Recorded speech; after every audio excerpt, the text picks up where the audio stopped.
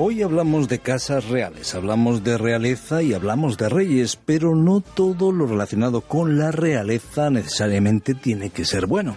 En nuestro tiempo de enigmas hablamos de una enfermedad asociada a la realeza. Precisamente hablamos de la hemofilia, que ha sido un problema en algunas casas reales. Alfonso XIII, abuelo de Juan Carlos I de Borbón, se casó con Victoria Eugenia, nieta de la reina Victoria, a quien se le atribuye haber introducido la hemofilia, entonces llamada piel fina, en la realeza española. Tuvieron 2 hijos enfermos de hemofilia, Alfonso y Gonzalo, que murieron ambos por hemorragias causadas por accidentes de tráfico, y 4 hijos sanos, entre ellos el padre del que fuera rey de España, Juan Carlos I.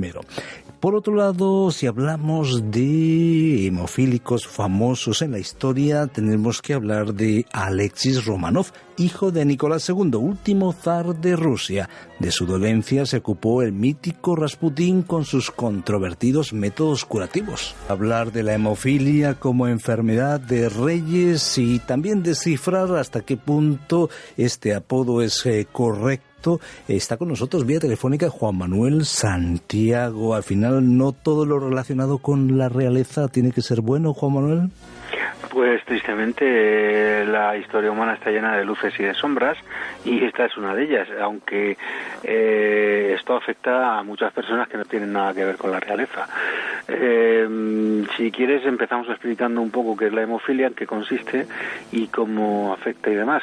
Sí, hablemos los datos ante todo, y después por qué recibe ese apodo de enfermedad de reyes. Estamos hablando de una enfermedad de la coagulación de la sangre, ¿no? Con un patrón de herencia ligada al sexo, ¿no? De los trastornos hemorrágicos por los cuales la sangre tarda mucho tiempo en coagular.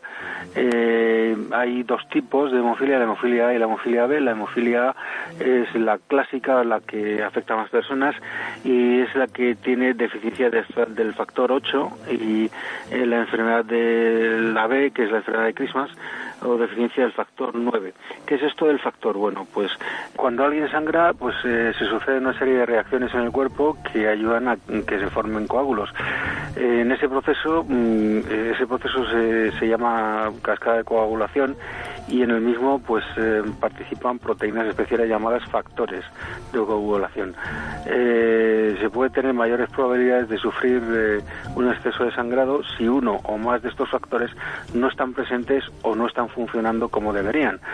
La hemofilia está causada por falta de suficiente factor de coagulación 8 o 9 en la sangre, y en la mayoría de los casos pues la hemofilia se transmite de padres a hijos, que es hereditaria. La mayor parte del tiempo se transmite a los hijos varones, es decir, que esta es una enfermedad que curiosamente nadie llamará sexista, pero la transmiten las mujeres y la sufren los varones.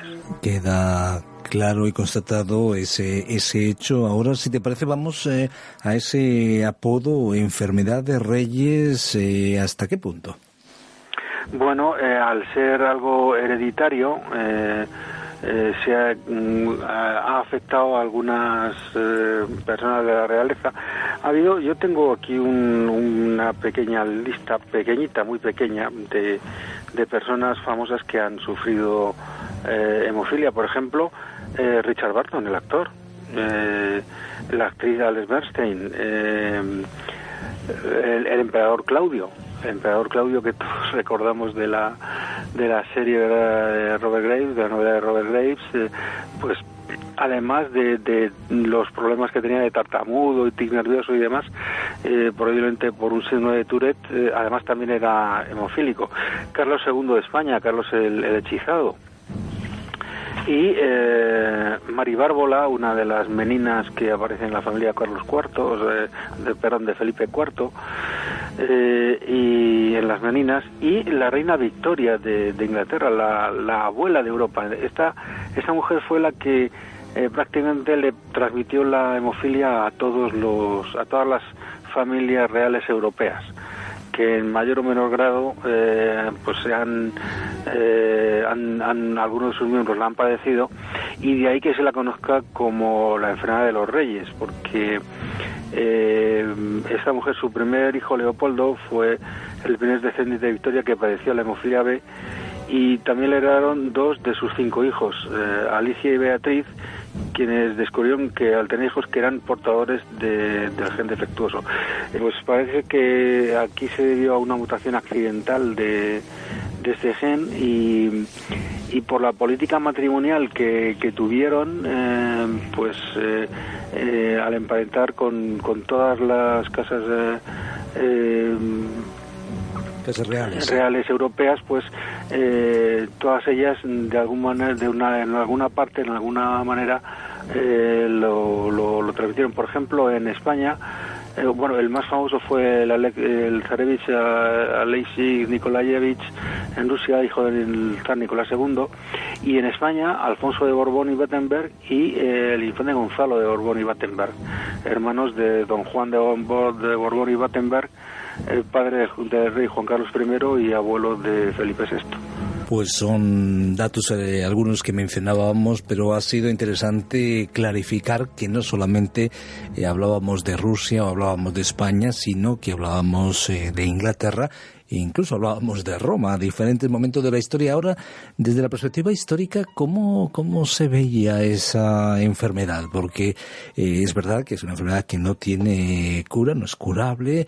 Lo que se puede hacer es corregir la tendencia hemorrágica, administrando el factor adecuado de coagulación, vía intravenosa, estamos hablando actualmente, pero en su día, ¿cómo se trataba y cómo se veía? Siempre las enfermedades en otros tiempos se ha visto casi como auténticas maldiciones. Sí, esto era considerado una auténtica maldición y además ponía en peligro la sucesión dinástica cuando algún miembro, siempre varón, la sufría, porque el más mínimo accidente, el más mínimo corte, pues podía producir la hemorragia mortal. No había manera de cortarla, y un simple golpe podía producir una hemorragia interna. De hecho, muchas veces sin necesidad de golpes, pues se producían hemorragias en las articulaciones, y claro, esto eran hemorragias internas. Si no se cortaban, la víctima podía desangrarse sin darse cuenta. Entonces, prohibido montar a caballo, prohibido jugar, prohibido hacer esto, prohibido, sobre todo desde niños, ¿no? Que era cuando se diagnosticaba. Esto era muy fácil diagnosticarlo al ver que cualquier corte, cualquier herida pequeñita, pues tardaba mucho en coagular, y entonces ya enseguida se disparaban las alarmas. Entonces no había medios de tratamiento como no fuese la prevención. La prevención, es decir, no hagas nada que te pueda provocar una herida, y claro, eso limita mucho la vida y las expectativas.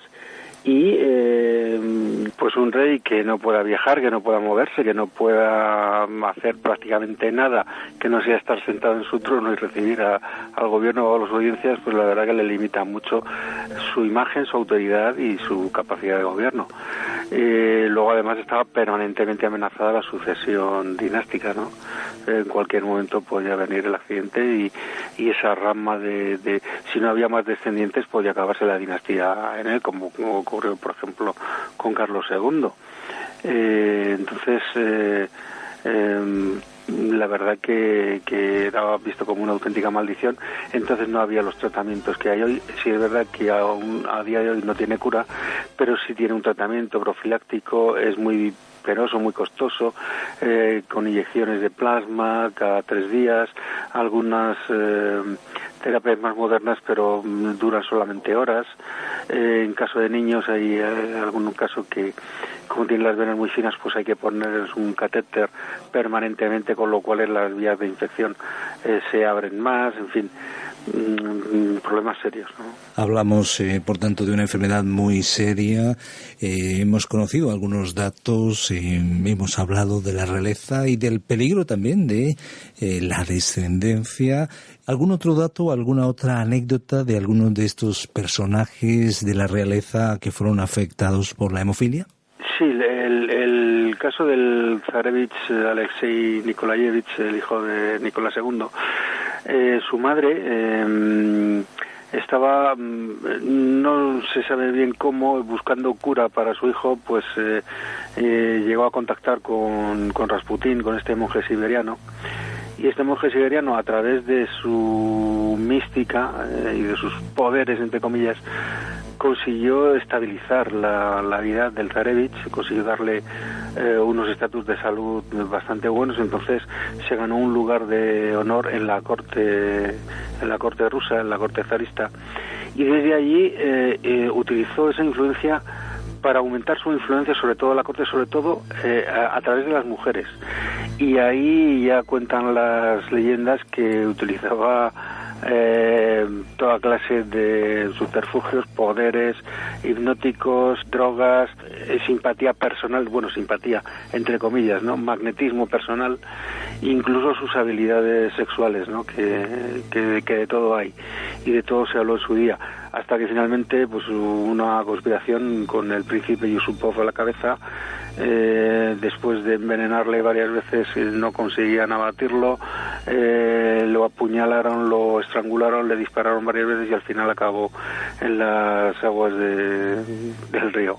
Un personaje ciertamente siniestro, pero interesante ese dato de la hemofilia y de su forma de acercarse, un tanto oscura y con enigmas. Si te parece, en otra ocasión tratamos este personaje, Rasputín, que seguramente dará mucho de qué hablar. Sí, desde luego que sí, vamos, es un misterio en sí mismo, todavía a día de hoy. Algunas conclusiones, Juan Manuel Santiago, hoy acercándonos a la hemofilia, enfermedad de Reyes. Sí, que no hay nada ni nadie a salvo de la enfermedad o de la muerte, por muy alto que sea, pues humano es, y si no es de una manera es de otra. De alguna manera estas enfermedades vienen a ser como aquel criado, aquel esclavo que los generales romanos y algunos césares tenían, que de vez en cuando les tiraban de la toga y les decían: recuerda que eres humano, recuerda que eres mortal. Pues a veces estas enfermedades vienen a recordarnos eso, que todos somos humanos, que todos somos mortales.